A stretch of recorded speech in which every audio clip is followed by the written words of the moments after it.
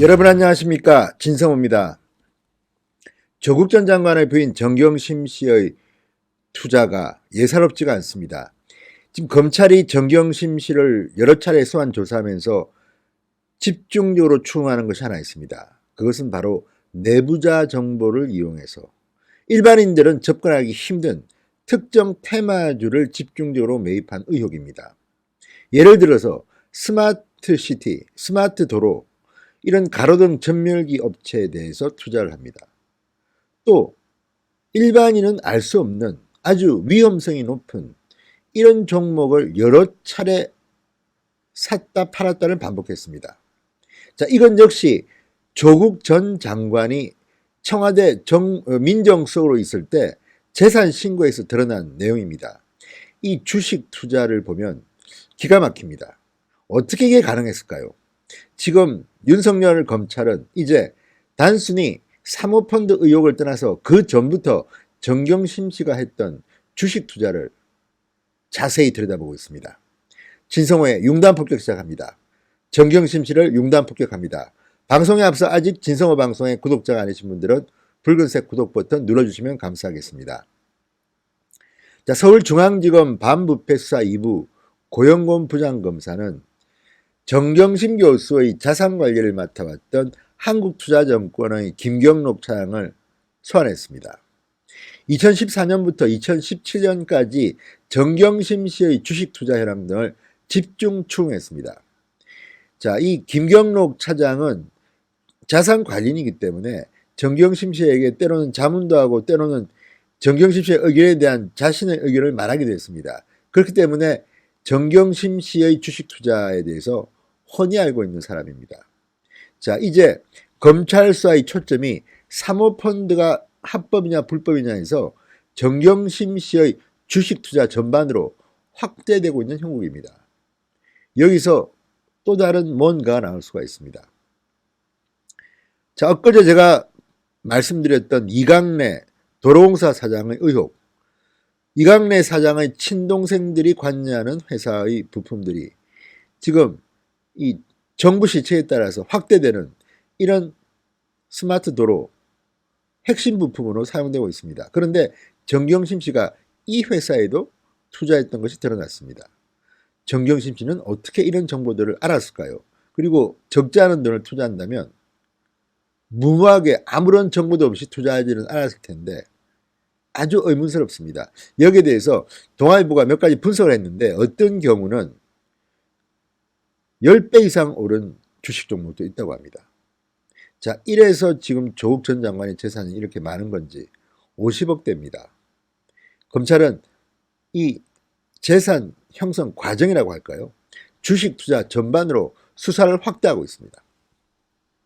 자, 검찰은 가로등 관련 종목 등 테마주에 정경심 씨가 왜 투자했는가? 이 투자 포트폴리오에 주목하고 있습니다.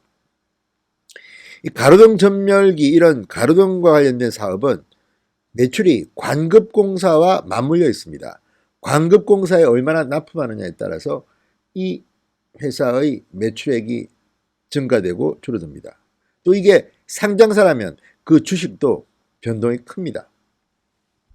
그런데 이 관급공사와 맞물리는 사업에 주가가 영향을 미친다는 점에서 핵심 정보를 혹시 정경심 씨가 정부나 지방정부로부터 알 것은 아닌가 이런 의혹이 드는 겁니다. 일반 투자자는 도저히 접근이 쉽지 않은 아주 핵심 정보와 관련된 종목들입니다. 2017년, 2018년 관보에 공개된 조국 전 장관의 재산 변동 신고 명세를 보면 정경심 씨는 남편의 청와대 근무 전 가로등 부품 생산업체 아이사 주식 1만 2천 주를 보유하고 있었습니다. 정경심 씨는 이 주식을 2017년 9월부터 2018년 3월 사이에 처분했습니다. 그런데 그 사이 주가가 1,200원대에서 15,000원대로 무려 10배 이상 올랐다고 합니다. 10배 이상 올랐습니다. 자, 어느 시점에서 팔았는지는 모르겠지만 어쨌든 이런 것들을 보면 상당히 충격적입니다.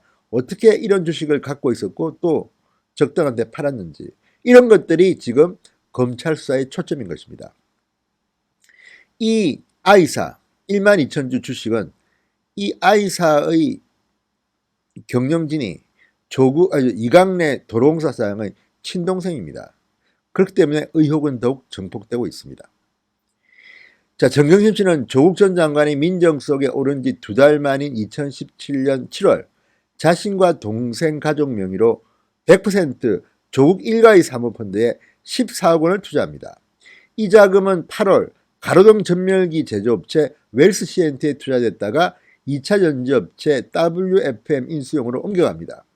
검찰은 이 투자를 공직자윤리법상 금지된 직무 관련성이 있는 주식의 직접 투자로 의심하고 있습니다. 만약에 직무 관련성이 있는 주식의 직접 투자 금지 규정을 어겼다면 조국 전 장관 역시 공직자윤리법에 저촉되게 됩니다.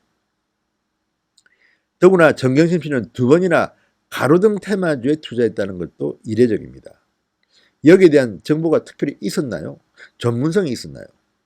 자, 정 교수는 I사 외에 무기화물 제조업체 B사, 중소형 화장품업체 R사 등의 주식도 보유하고 있는데 이 회사들은 유가증권 시장에서 꾸준히 테마주로 불린 업체들입니다. 상당히 수익률은 높고 위험성은 높은 그런 테마주입니다.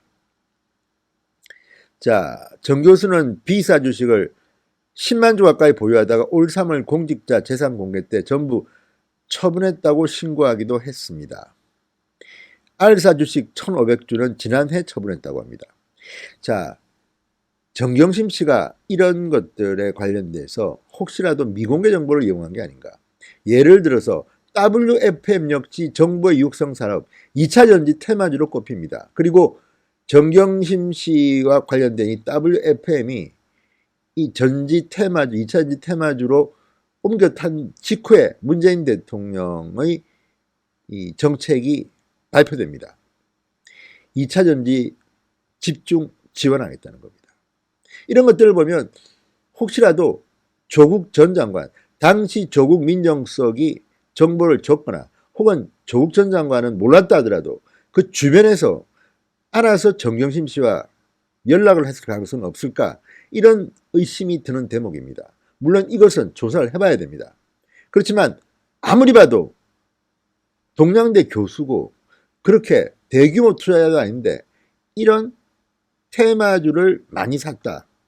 이건 역시 검찰이 의심하는 대목이 아닐 수 없습니다. 심지어 WFM의 경우 이 코링크 P, 그러니까 조국 일가의 사모펀드 운용사입니다. 그리고 조국 전 장관의 부인이 정경심 씨가 이 코링크 P를 설립할 때 자금을 차명으로 된 것으로 지금 드러나고 있습니다. 이런 회사가 투자한 WFM의 주가를 싸게 사서 2억 원 이상의 시세 차익을 봤다. 이렇게 검찰은 보고 있습니다. 자, 이것들이 사실이라면 정경심 씨는 상당히 많은 의혹에 휩싸이게 됩니다. 지금까지 드러났던 사모펀드와 무관하게 그전부터 이미 이런 내부자 정보를 이용한 게 아닌가, 그리고 테마주를 투자한 이유가 뭔가 상당히 의심되는 면이 많습니다. 그리고 남편이 민정수석이라는 데 있습니다. 민정수석의 자리에 있으면 정보가 있겠죠. 그 정보를 혹시라도 남편에게 제공받았다면 조국 전 장관도 상당히 혐의가 커집니다. 물론 이것은 조국 전 장관이나 정경심 씨는 부인하고 있는 사항들입니다. 그래서 결국 다툼이 있을 겁니다. 그렇지만 지금 하나둘씩 드러나는 것들을 보면, 그리고 정경심 씨가 구속된 상태에서 지금 검찰이 이렇게 자산관리인이자 집사로 불린 이 김경록 차장을 불러서 주식 투자 전반에 대한 수사를 확대했다는 것은 예사롭지가 않습니다. 만약에입니다. 정경심 씨의 이 주식 투자를 검찰이 조사하다가 지방자치단체나 중앙정부와 관련된 뭔가가 나온다면 이건 단순히 조국 일가 문제가 아니라 문재인 정권 전반의 게이트로 번질 수도 있습니다. 지금 이미 서울시의 공공 와이파이 사업 같은 것들에 이 사람들이 상당히 눈독을 들인 흔적들이 드러났습니다. 그렇다면 이것들을 윤석열 검찰이 얼마나 슬기롭게 다루는가에 따라서 조국 일가의 비리 의혹은 눈덩이처럼 폭발할 줄 알았습니다. 진성호의 융단 폭격이었습니다. 여러분 감사합니다.